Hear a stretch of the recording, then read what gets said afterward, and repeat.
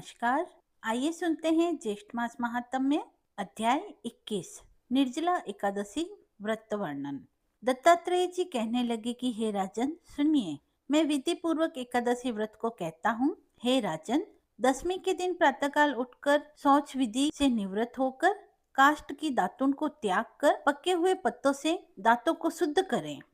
महानदी में मंत्र पाठ पूर्वक पंचगव्य से स्नान करें। संध्या आदि कर्म करके शुक्ल वस्त्र पहनकर घर को जाएं। गुल्लर के पात्र में उत्तर मुख होकर जल को भरें और देश काल का उच्चारण कर ब्राह्मणों को प्रणाम कर कहें कि हे देवेश, आज मैं भक्ति पूर्वक आपका व्रत करूंगा। हे राजन, दसवीं के दिन दूसरे के घर का अन्न, 2 बार भोजन, मांस, शौर तथा शरीर में तेल लगाने का त्याग करना चाहिए। हे राजन, हविष्यायन के अतिरिक्त और सभी पदार्थ अमीष अर्थात न खाने योग्य कहे गए हैं। अतः दसवीं के दिन प्रयत्न से थोड़ा सा हविष्यायन ही भोजन करें। रात्रि में कथा श्रवण द्वारा जागरण करें। तत्पश्चात सूर्योदय होने पर निर्मल जल में स्नान करें। पूजा गृह में आकर संध्या आदि नित्य कर्म को करें। एकादशी के दिन चित्त में किसी प्रकार का विकार उत्पन्न न होने दें तथा प्राकृत विषयों में मन को न लगावें और सहस्त्र नाम का पाठ करके तुलसी दल से विष्णु भगवान का पूजन करें तथा पुरुष सूक्त और पवमान मंत्रों से जनार्दन भगवान का अभिषेक करें। औषधि, मिथ्या भाषण, शयन, स्त्री के साथ वार्तालाप, क्रोध, कटु वचन, आलाप, काष्ठ के दांतों से दांतों का मर्दन, एकादशी व्रत के फल को चाहने वाला इन सब कर्मों को न करें और प्रत्येक प्रहर विष्णु भगवान का पूजन उसे करना चाहिए। इसी प्रकार गायन बाजा बजाते हुए सारा दिन और रात व्यतीत करनी चाहिए और उत्सव मनाना चाहिए। दूसरे दिन प्रातःकाल जितनी द्वादशी हो उस शेष द्वादशी में भक्ति युक्त चित्त से पारण करें। पारण न करने से पुण्य की हानि अवश्य होती है, इसलिए सर्व प्रयत्न से द्वादशी में पारण करना शुभदायक होता है। हे वत्स, वृत्तियों को संपूर्ण व्रत की सिद्धियों के लिए द्वादशी में पारण अवश्य करना चाहिए। पारण के दिन सुबह बहुत से ब्राह्मणों को भोजन करावें। जो असमर्थ हो उनको 12 ब्राह्मणों को ही भोजन कराना चाहिए। पूजन सामग्री से पूजन कर तपस्वियों को भोजन करा देना चाहिए। तृप्ति पर्यंत शर्करा युक्त पायस का भोजन करावें और श्रेष्ठ ब्राह्मणों को मौन पूर्वक भोजन कराकर स्वयं भोजन कर लेवें। पराया अन्न, आमिष भोजन, मांस, उड़द, तेल, मधु, औषधि, दूसरों की चुगली, हिंसा, काशी के पात्र में भोजन करना, पान खाना, हजामत और 2 बार भोजन करना, यह सब ऊपर कही गई सब बातें द्वादशी को त्याग दें। सब व्रतों में यह उत्तम व्रत 3 दिन में साध्य होता है।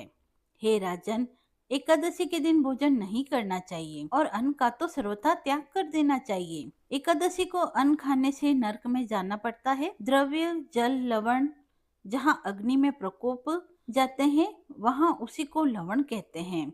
अन्य धान्य से सिद्ध जो अन्न है वह इसमें नहीं लिया है। जो मोहवश एकादशी के पारण समय पर्याप्त द्वादशी को धान्य का भोजन करते हैं, चंद्रायन व्रत करके पाप से मुक्त होते हैं।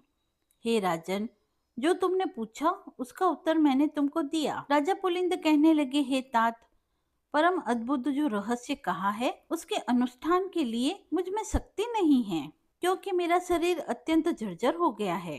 इसीलिए कृपा करके इसके सार के सार को ठीक ठीक कहिए। हे भगवान, सार पदार्थ समस्त कर्मों के होते हैं। दत्तात्रेय जी बोले कि हे महाबाहो, मैं परम अद्भुत रहस्य तुमसे कहता हूँ जिसके अनुष्ठान मात्र से समस्त कार्य सफल होते हैं। हे राजन, ज्येष्ठ मास के शुक्ल पक्ष की एकादशी को निर्जल व्रत करो। इसके करने से सब पूर्ण हो जाता है, इसमें कोई संशय नहीं है।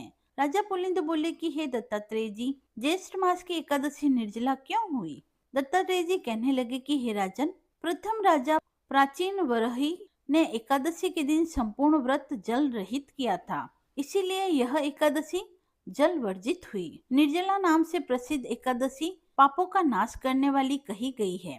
यह कहकर दत्तात्रेय जी चले गए। उसके पश्चात राजा पुलिंद ने भी इसको विधि पूर्वक किया।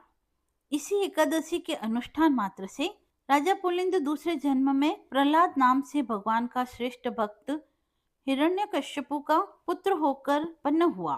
श्री वेदव्यास जी बोले कि हे भीमसेन, यह प्राचीन इतिहास मैंने तुमको कहा, इसके श्रवण मात्र से तुम्हारे सब संशय दूर हो गए होंगे। अब तुम क्या सुनना चाहते हो? भीमसेन कहने लगे कि हे पितामह, आपकी कृपा से सब मोह नष्ट हो गया और मुझको स्मरण शक्ति मिली। हे तात, व्रत करने के लिए मैं तैयार बैठा हूँ। निसंदेह मैं आपके वचन का पालन करूंगा। स्कंद जी कहने लगे कि हे ऋषियों, वेद व्यास जी के कथनानुसार इस व्रत को भीमसेन ने किया और चक्रपाणी भगवान विष्णु की कृपा से सब पापों से मुक्त हो गया।